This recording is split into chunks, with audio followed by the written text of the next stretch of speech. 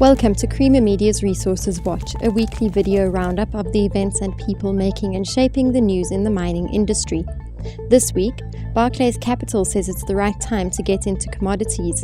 Randgold Resources starts relocations to make way for the new Kibali gold mine, and the IDC says 22 billion rand is to be invested in mining over 5 years.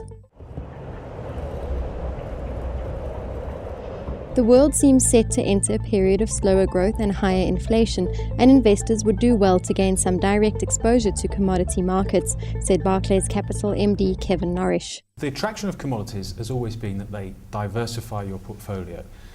Commodities have a different risk-reward profile to other assets, and what I mean by that is that they perform differently at different stages of the economic cycle. There's a lot of evidence to show that commodities are a particularly good hedge of inflation. So commodities tend to outperform other asset classes when you're heading into a period maybe of slowing growth and rising inflation pressures, which a lot of people think is where we're going in the world, unfortunately. So I think that for me is a very good argument for having commodities in your portfolio. For us, commodities is one of the themes that's going to be right at the forefront of asset allocation and financial markets for quite a long time to come. So I think it's important for investors to have a view on commodities and to have some form of direct exposure to commodities as well.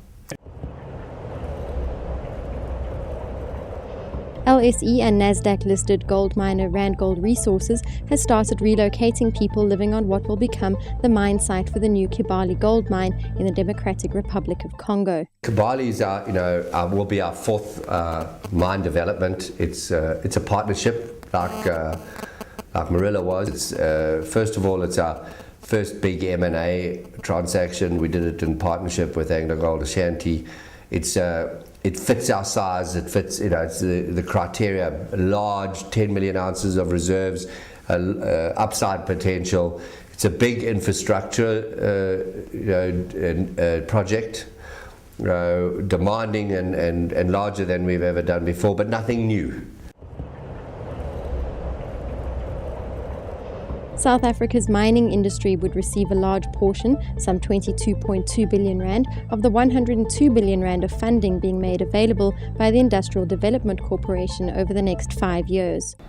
We've committed to invest over 100 billion over the next 5 years. And that amount will be split into those sectors that are aligned with the new growth path and industrial policy action plan. So that would mean about 22%, give or take, of that would be to the green economy. That's a new addition for us as IDC. But also we're going to be putting more money into the mining, particularly on the processing side, on the value addition side. For mining news as it breaks, stay logged on to miningweekly.com and register for our free daily newsletter.